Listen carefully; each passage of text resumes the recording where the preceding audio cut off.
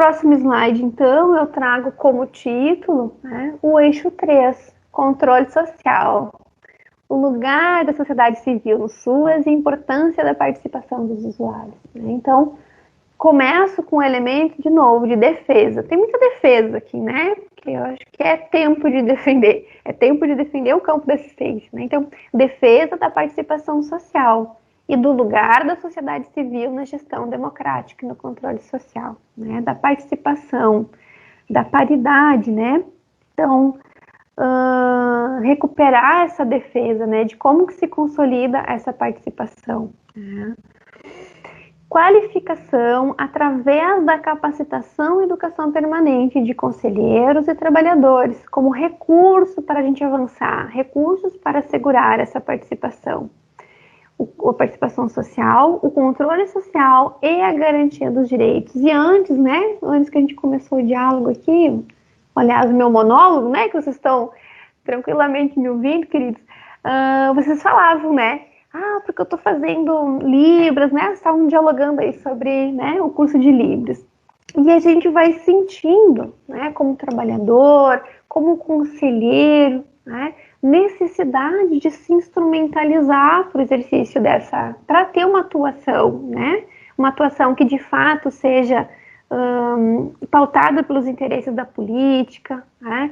Era uma preocupação muito grande sempre que eu tive como conselheira. Eu me sentia muito incapaz, sentia que eu precisava entender o lugar do conselho, entender que aquilo não é uma representação por mim, mas sim que quando eu vou para aquele lugar eu estou representando interesses, né, de um grupo, ou os interesses, né, do grupo que eu represento, ou estou representando os interesses, né, da política. Então, assim, entender que lugar é esse, como que eu me instrumentalizo para estar nele, né? Então, o processo de educação permanente, ele é, né, um elemento que vai construir, né, esse conhecimento, né? E aí, entender que isso fortalece os conselhos, fortalece os trabalhadores e também defendo, né, a presença dos usuários, né, a participação dos usuários né, na perspectiva da educação permanente, né?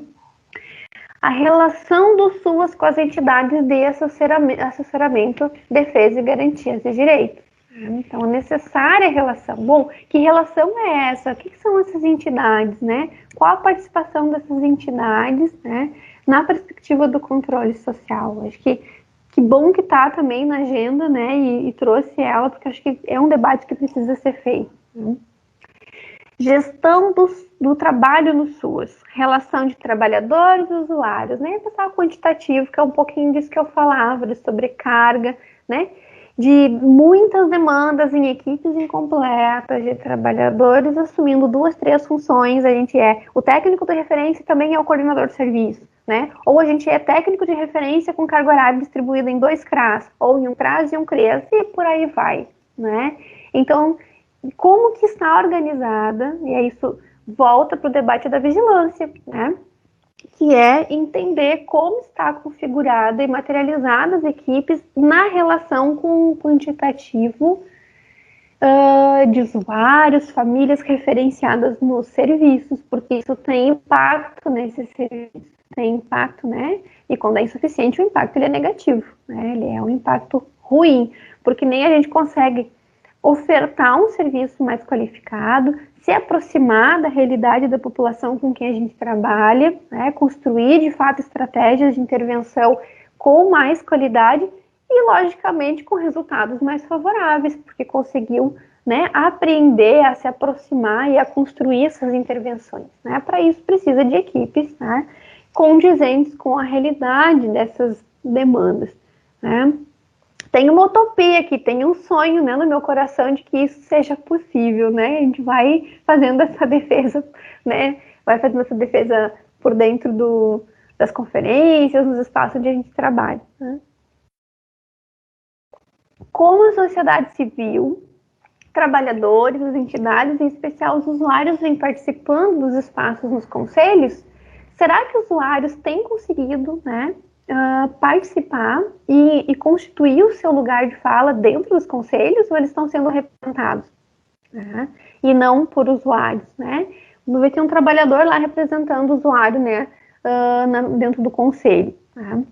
Então, eu transformei alguns elementos que estão na emenda como pergunta, porque eu acho que nos ajudam a pensar como fazer essa reflexão, que é olhar para a composição dos nossos conselhos, como que eles estão constituídos, tem garantido, né, a perspectiva da participação de todos, né, e de forma efetiva, né?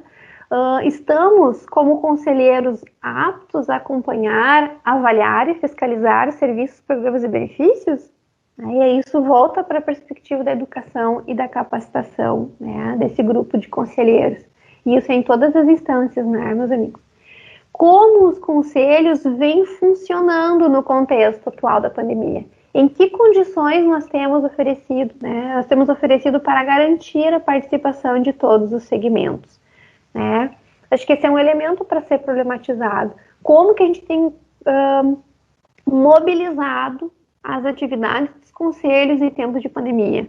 A gente cancelou as atividades, né, porque é tempo de pandemia, ou a gente construiu uma outra forma, uma possibilidade, né,